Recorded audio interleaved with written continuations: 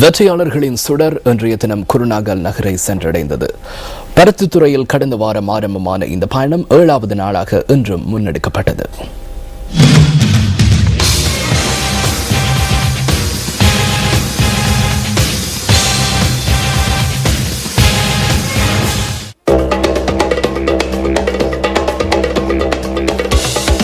வெற்றியாளர்களின் சுடர் குளியாப்பட்டி நகரிலிருந்து இன்று காலை பயணத்தை ஆரம்பித்தது. குளியாப்பட்டி நகரசபை தலைவர் எம் லக்ஷ்மண் அதிகாரி இளம் வீரரான KD திலினவிராஜிடம் சுடரை கையளித்தார். சாரநாத் மகாவித்யாலய மாணவ மாணவிகளின் உற்சாகமான வாழ்த்துக்களுக்கும் ஆரவாரத்திற்கும் மத்தியில் வெற்றியாளர்களின் சுடரின் இன்றைய பயணம் குளியாப்பட்டியிலிருந்து ஆரம்பமானது.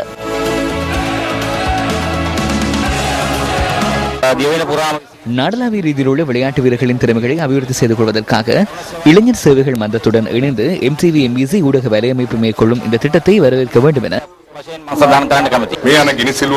வெற்றியாளர்களின் சுடருக்கு MBC MTV ஊடக வலையமைப்பு வழங்கும் பங்களிப்பை நான் வரவேற்கிறேன். இதனை ஏந்திச் செல்லும் அனைத்து இளைஞர்களுக்கும் நாம் சக்தியாக அமைவதுடன் தேசிய மற்றும் சர்வதேச ரீதியில் சாதிக்க முயற்சிக்கும் வீர வீராங்கனைகளை நாட்டுக்கு அறிமுகப்படுத்தும் நோக்கில் MTV MBC ஊடக வலையமைப்பு இந்த பயணத்தை ஏற்பாடு செய்துள்ளது. தேசிய இளைஞர் சேவைகள் மன்றம் மற்றும் இலங்கை இளையோர் கழக சம்மேளனம் ஆகியன இந்த பயணத்திற்கான ஒத்துழைப்பை வழங்குகின்றன. பிங்கிரிய பிரதேச செயலாளர் அலுவலகத்தில் பிரதேச செயலாளர் உள்ளிட்ட அதிகாரிகள் வெற்றியாளர்களின் சுடரை வரவேற்றனர். ஹல்மில்லேவ சித்தார்த்த மகாவித்யாலயத்தை அண்மித்த பகுதியிலும் இதன்போது உற்சாக வரவேற்பு அளிக்கப்பட்டது. பண்டுவஸ் நுவர பகுதியை கடந்து சென்ற வெற்றியாளர்களின் சுடரை ஹெட்டிபொல நகரை அண்மித்து இளையோர் விளையாட்டு விழாவில் பங்கேற்ற பண்டுவஸ் நுவர இளையோர் சாரணிய இளைஞர் யுவதிகள் ஏந்திச் சென்றனர்.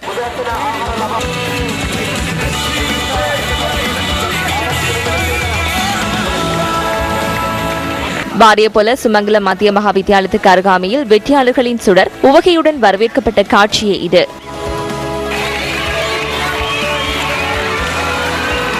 வாரியபுல பிரதேச செயலாளர் அலுவலக உத்தியோகத்தர்களின் வாழ்த்து கோஷங்களுக்கு மத்தியில் சுடர் வாரியபுல நகரில் பிரவேசித்தது. உயரம் பாய்தல் தேசிய சாம்பியனான RK பிரியங்கிகா மதுமந்தி வாரியபுல நகரில் சுடரை ஏற்றார். அவர் குருநாகல் பிரதேசத்திலிருந்து தெரிவான நட்சத்திர வீராங்கனை ஆவார். 2010ஆம் ஆண்டு தெற்காசிய விளையாட்டு விழாவில் உயரம் பாய்தல் பிரிவில் தங்கப்பதக்கம் வென்ற அவர் 7 தடவைகள் தேசிய சாதனையை புதுப்பித்துள்ளார். வாரியபுல நகரை கடந்த வெற்றியாளர்களின் சுடர் மாஸ்போத மகாவித்யாலய பகுதியை சென்றடைந்தது. மாஸ்போத உடப்பத்தலவ சுதர்ஷன மத்திய மகாவித்யாலயத்தை அண்மித்த பகுதிக்கு விஜயம் செய்த வெற்றியாளர்களின் சுடருக்கு அங்கு அமோக வரவேற்பு அளிக்கப்பட்டது. அதனையடுத்து இன்றைய 7ஆம் நாள் பயணத்தின் தரிப்பிடமான குருநாகல் நகருக்குள் வெற்றியாளர்களின் சுடர் பிரவேசித்தது. இதன்போது சுடரை ஏந்திய குழுவை வரவேற்க குருநாகல் நகரசபை தலைவர் காமினி பெரமுனகே இணைந்து கொண்டிருந்தார். அதனையடுத்து அவர் தேசிய இளையோர் விளையாட்டு விழாவின் வலைப்பந்தாட்ட சாம்பியன்களிடம் சுடரை கையளித்தார். குருநாகல் நகர் மற்றும் நகரை அண்மித்த பகுதிகளில் உள்ள அனைத்து இளைஞர் யுவதிகளுடன் இந்த நிகழ்ச்சியை வரவேற்கிறோம். குருநாகல் பகுதியில் உள்ள அனைவரது வாழ்த்துக்களையும் தெரிவித்துக் கொள்கிறோம். குருநாகல் நகர மத்தியில் வீதி ஓட்டத்தில் ஈடுபட்ட அவர்கள் பாடகர் அஜித் பண்டாரவிடம் சுடரை கையளித்தனர். வடமேல் ராயல் கல்லூரி மற்றும் குருநாகல் தொழில்நுட்ப கல்லூரி மாணவர்கள் வெற்றியாளர்களின் சுடருக்கு பலத்த ஆதரவு வழங்கினார்கள்.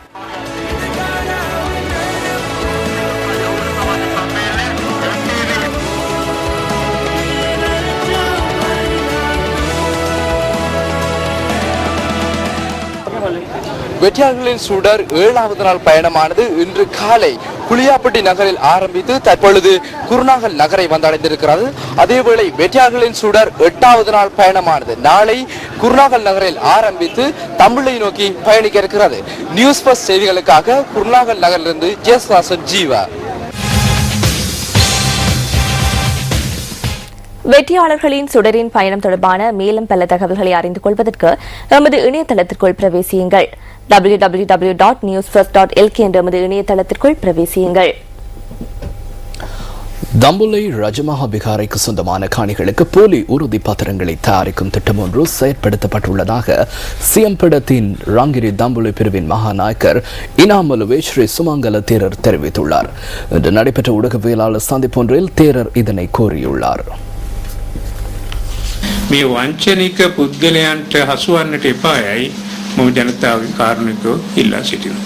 இந்த மோசடி செயலில் ஈடுபடுபவர்களிடம் சிக்க வேண்டாம் என நான் மக்களிடம் வேண்டுகோள் விடுக்கிறேன்.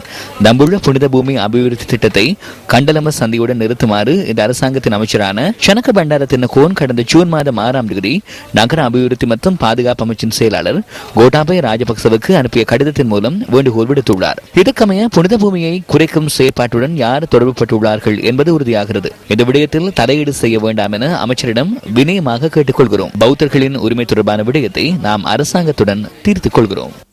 අපි කරුණාවෙන් මේ ඇමතිවරයාගෙන් ඉල්ලා හිටිනවා කරුණා කරලා මේවට අත දාන්න නැතුව තමන්ගේ පාඩුවේ ඉන්න බෞද්ධයන්ගේ අයිතිය අපි රජයත් එක්ක බේර ගන්න. நோக்கமும் கருத்தும் இல்லாத அபிவிருத்தி பன்னியொன்றில் இருக்கும் பன்றிக்கு ஒப்பானது என சிறு ஏற்றுமதி பயிர் ஊக்குவிப்பு அமைச்சர் ரெஜினோல் குரே தெரிவிக்கின்றார். காலியில் இன்று நடைபெற்ற வைபவம் ஒன்றில் கலந்து கொண்டு உரையாற்றிய போதே அமைச்சர் இதனை கூறியுள்ளார்.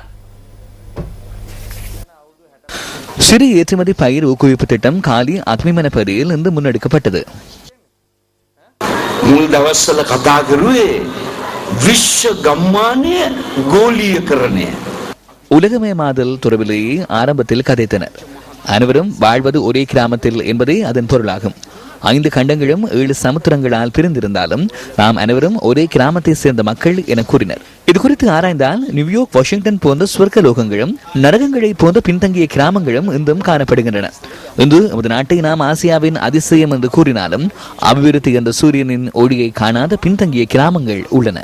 இவ்வாறு அபிவிருத்தி நடவடிக்கை முன்னெடுக்கப்படுமாயின் கருத்தும் நோக்கமும் இல்லாத அபிவிருத்தி என்பது பந்துகள் பண்ணையில் உள்ள பந்தியை போன்றதாகும். நாடு எங்கே செல்கிறது, நாம் என்ன செய்கிறோம் என்ற உணர்வை உங்களுக்கு வழங்க வேண்டும் என்பதற்காக நாம் இந்த கருத்துக்களை வெளியிட்டோம். நீங்கள் என்னை மன்னிக்க வேண்டும். අර ඌරු ෆාම් එකක ඌරෙක් වගේ රට කොහෙද යන්නේ මොකක්ද අපි මේ කරන්න කියන හැඟීම ඔබට දිය යුතු නිසායි මේ පඬිත කතා ටික මං කිව්වේ සමා වෙන්න තමුන්ස්තර. අපිට සාම්ප්‍රදායික හැකියාව උරුමකම තිබුණාට තාක්ෂණය நமக்கு சம்பிரதாய பூர்வ இயலுமையும் இருந்தாலும் தொழில்நுட்ப துறையில் உரிய பிரவேசம் ஏற்படவில்லை. அதே போன்று தொழில்நுட்பம் மற்றும் விவசாயி அல்லாவிடன் மக்களுக்கு இடையே முறையான தொடர்புகள் ஏற்படவில்லை. இன்று எமது தொழில்நுட்ப நிபுணர்கள் பட்டப்படிப்புகளை நிறைவு செய்து மிகவும் உயரிய தகமைகளுடன் வெளிநாடுகளுக்கு சென்றுள்ளனர். அவர்கள் 4 அறைகளுக்குள் குளிரூட்டப்பட்ட ஆய்வுக்கூடம் ஒன்றுக்குள் மட்டுப்படுத்தப்பட்டுள்ளனர். அவர்கள் கூறும் விஞ்ஞான பெயர்களை கிராம மக்களால் புரிந்து கொள்ள முடியாமல் உள்ளது. கிராம மக்கள் கூறும் கிராமிய பெயர்கள் விஞ்ஞானிகளுக்கு புரிவதில்லை. இந்த பிரச்சனையை இனம் கண்டு விவசாயிகளுக்கு நிபுணத்துவ அறிவை வழங்கினால் நாடு முன்னோக்கி செல்லும். විද්‍යාත්මක ගමේ අයට අnder දෙමළ වගේ. ගමේ අය කියන ගමේ නාම විද්‍යාඥයන්ට අnder දෙමළ වගේ. நீங்கள் இணைந்திருப்பது இலங்கையின் முதற்தர செய்தி வழங்குனர் நியூஸ் ஃபர்ஸ்டின் பிரதான செய்திகளோடு. இன்னும் சில உள்நாட்டு செய்திகள். ஸ்ரீலங்கா மிரர் மற்றும் ஸ்ரீலங்கா எக்ஸ் நியூஸ் ஆகிய இணையதளங்கள் நடாத்தி செல்லப்பட்ட கட்டடம் குற்றப்புலனாய்வு திணைக்களத்தினரால் கடந்த மாதம் 29ஆம் தேதி சுற்றி வளைக்கப்பட்டு சோதனைக்கு உட்படுத்தப்பட்டது. அரசாங்கத்திற்கு எதிரான தகவல்களை வைத்திருந்த குற்றச்சாட்டின் பேரிலேயே இந்த சுற்றி வளைப்பு மேற்கொள்ளப்பட்டது. சுற்றுவளைப்பு மேற்கொள்ளப்பட்ட சந்தர்ப்பத்தில் ஐக்கிய தேசிய கட்சியின் செயற்குழு உறுப்பினரும் ஊடகப்பிரிவு பிரதம அதிகாரியுமான மங்கள சமரவீர தமது எதிர்ப்பினை வெளியிட்டார். இந்த விடயம் தொடர்பாக அடிப்படை உரிமை மீறல் வழக்கொன்றை தாக்கல் செய்வதாக பின்னர் இடம்பெற்ற ஊடகவியலாளர் சந்திப்பில் கலந்து கொண்டு உரையாற்றிய மங்கள சமரவீர குறிப்பிட்டிருந்தார். இரகசிய போலீசாருக்கும் பாதுகாப்பு அமைச்சுக்கும் எதிராக நாம் அடிப்படை உரிமை மீறல் மனு ஒன்றை தாக்கல் செய்ய உள்ளோம்.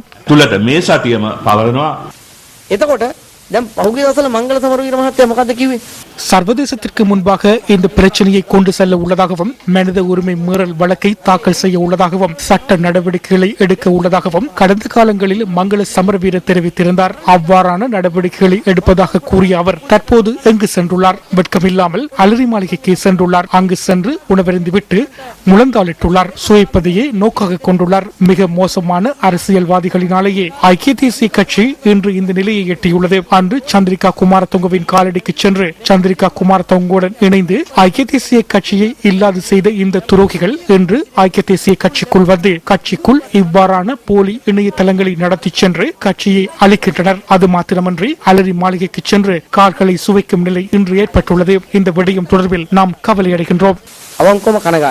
இந்த இணையதளங்களின் ஆசிரியர் பீடத்தின் பணிப்பாளராக இருந்த ருவான் பெர்டினாண்டஸ் அந்த பதவிக்கு நியமிக்கப்பட்டமை மற்றும் ஐக்கிய தேசிய கட்சிக்குள் அவரது செயற்பாடு என்னவென்பது தொடர்பிலும் கட்சியின் சிரேஷ்ட உறுப்பினர்கள் கேள்வி எழுப்புகின்றனர்.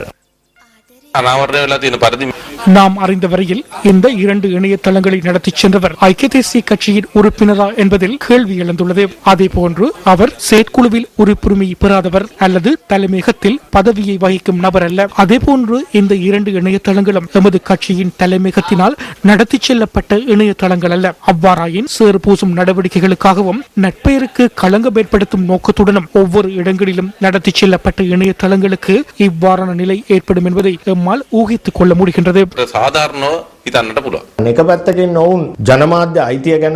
ஒரு புறத்தில் அவர்கள் ஊடக உரிமைகள் தொடர்பாக கதைக்கின்றனர், சுதந்திர ஊடகங்கள் தொடர்பாகவும் பேசுகின்றனர். மற்ற புறத்தில் அவர்களுக்கு பாதிப்பு அல்லது கஷ்டம் ஏற்படுகின்ற போது ஜனாதிபதியிடம் சென்று முழந்தால் இடுகின்றனர். இந்த வர்த்தக நோக்கத்துடனேயே இன்று இணையதளங்கள் நாட்டில் நடத்தி செல்லப்படுகின்றன. ஆதலால் நாங்கள் ஒவ்வொரு இணையதளங்கள் மீதும் வெவ்வேறாக குற்றச்சாட்டுகளை சுமத்த மாட்டோம். கருத்து சுதந்திரத்தை அதிகாரத்தை பயன்படுத்தி அசௌகரியப்படுத்துவதற்கான எவ்வித உரிமையும் அரசாங்கத்திற்கு இல்லை. இணையதளங்களில் வெளியிடப்படுகின்ற கருத்துக்கள் பொறுப்புடனும் இலங்கையில் உள்ள சட்ட திட்டங்களுக்கு அமைவாகவும் அசௌகரியங்களுக்கு உள்ளாகாத விதத்திலும் முன்னெடுக்கப்படுகின்ற இணையதள முறைமை ஒன்று தேவை. இந்த விடயம் தொடர்பில் கலந்துரையாடல் ஒன்றும் அவசியமாகும். அதனால் இந்த இணையதளங்களுக்குள் உள்ள வேறுபாடான விடயம் இன்று கண்டுபிடிக்கப்பட்டுள்ளது. வெப் கலாவே இன்ன ஈனியா வீரயோங்கே ஹெலுவ நிராவரணය වෙලා තියෙනවා.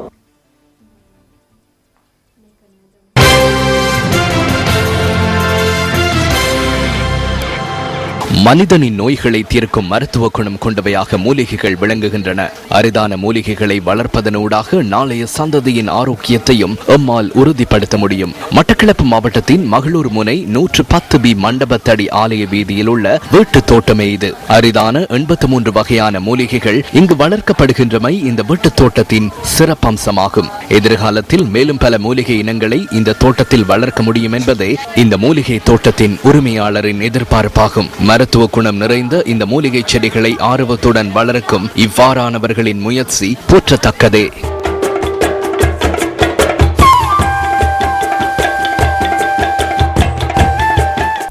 அரசாங்கத்தின் பிரதிநிதிகளுடன் நடத்தப்பட்ட பேச்சுவார்த்தை நிலையான தீர்வு எட்டப்படாது நிறைவடைந்ததாக பல்கலைக்கழக விரிவுரையாளர்களின் தொழிற்சங்க சம்மேளனம் தெரிவித்துள்ளது. இதற்கமைய பல்கலைக்கழக விரிவுரையாளர்களின் தொழிற்சங்க நடவடிக்கை தொடர்ந்து முன்னெடுக்கப்படுவதாக அதன் தலைவர் கலாநிதி நிர்மல் ரஞ்சித் தேவஸ்ரீ குறிப்பிட்டுள்ளார். பல்கலைக்கழகங்களின் பல்வேறு செயற்பாடுகளை ஸ்தம்பிதம் அடைய செய்துள்ள இந்த தொழிற்சங்க நடவடிக்கை ஆரம்பிக்கப்பட்டு இன்றுடன் 9 நாட்களாகின்றன. ஜனாதிபதியின் யோசனைக்கு அமைய உறுதிமொழியாக நிலையான ஒரு விடயம் சமர்ப்பிக்கப்பட்டது. விரிவுரையாளர்களின் தொழிற்சங்க சம்மேளனம் முன்மொழியும் ஒருவரது பங்கு பற்றுதலுடன் உயர்கல்வி தொடர்பில் ஆராய்வதற்காக ஜனாதிபதி ஆணைக்குழு ஒன்று நியமிக்க வேண்டும். இது தொடர்பாக அடுத்த வாரம் சந்தித்து மீண்டும் பேச்சுவார்த்தை நடத்துவது குறித்து இணக்கம் காணப்பட்டது. இந்த தொழிற்சங்க நடவடிக்கை பல்கலைக்கழக விரிவுரையாளர்களினால் முன்னெடுக்கப்படும் இறுதி தொழிற்சங்க நடவடிக்கையாக அமைய வேண்டும் என்பதே எமது பிரார்த்தனையாகும். அது அவ்வாறே அமைய வேண்டுமாயின் இந்த விடயத்தில் தெளிவான இணக்கப்பாடு ஒன்று எட்டப்பட வேண்டும். දේශය කිරීමට නම් මේ සම්බන්ධයෙන් පැහැදිලි එකඟතාවයක් අවශ්‍යයි. 2011ஆம் ஆண்டு உயர்தர பரீட்சையின் பெறுபேறுகளுக்கு எதிராக உயர்நீதிமன்றத்தில் அடிப்படை உரிமை மீறல் மனு தாக்கல். வெளியிடப்பட்ட இசட் புள்ளிகளை உடனடியாக ரத்து செய்து பாட விதானங்களுக்கு ஏற்ப வெவ்வேறாக கணிப்பிடவும் உயர்நீதிமன்றத்தின் தீர்ப்பு அறிவிக்கப்பட்டு 3 வாரங்கள் கடந்துள்ளன. இந்த நீதிமன்ற தீர்ப்பை முறையாக நடைமுறைப்படுத்த குழு ஒன்றை நியமிக்க உள்ளோம். நீதிமன்ற தீர்ப்பை நடைமுறைப்படுத்துமாறு கோரி இலங்கை ஆசிரியர் சங்கம் இன்று மீண்டும் நீதிமன்றத்தில் நகர்த்தல் பத்திரம் ஒன்றை தாக்கல் செய்துள்ளது. 2012ஆம் ஆண்டு உயர்தர பரீட்சைக்கு இன்னும் 24 நாட்களே உள்ளன. கல்வி அமைச்சர்கள் இருவரும் இன்னமும் பதவிகளை வகிக்கின்றனர். 2011ஆம் ஆண்டு இசட் புள்ளிகள் எங்கே?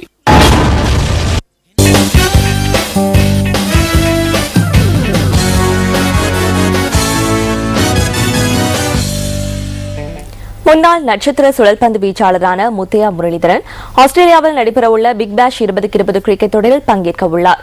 2வது தடவையாக நடைபெறவுள்ள இந்த போட்டிகளில் மெல்பர்ன் ரெனகேட்ஸ் அணி சார்பாக முரளிதரன் விளையாட உள்ளார். உண்மையில் மகிழ்ச்சி அளிக்கிறது. ஆஸ்திரேலியாவில் இந்த போட்டிகளில் விளையாட நான் விருப்பத்துடன் இருந்தேன். அந்த வாய்ப்பு எனக்கு கிடைத்துள்ளது. மெல்பர்ன் ரெனகேட்ஸ் அணி சார்பாக சிறப்பாக விளையாட முடியும் என எதிர்பார்க்கின்றேன். உலகின் திறமையான பல வீரர்கள் பங்கேற்பதனால் எங்கு போட்டித்தன்மையும் அதிகரித்துள்ளது. ஷென் வான் என்பவர் உலகில் உருவான அதிசிறந்த பந்து வீச்சாளர். எம் இருவருக்கிடையில் எந்த ஒரு போட்டித்தன்மையும் இல்லை. நான் சிறப்பாக விளையாடவே முயற்சிக்கின்றேன். அவரது முயற்சியும் அதுவே. இத்துடன் நமது 8 மணி பிரதான செய்திகள் நிறைவு பெறுகின்றன. நமது அடுத்த பிரதான செய்தி அறிக்கை 10:45 இடம்பெறும். வணக்கம்.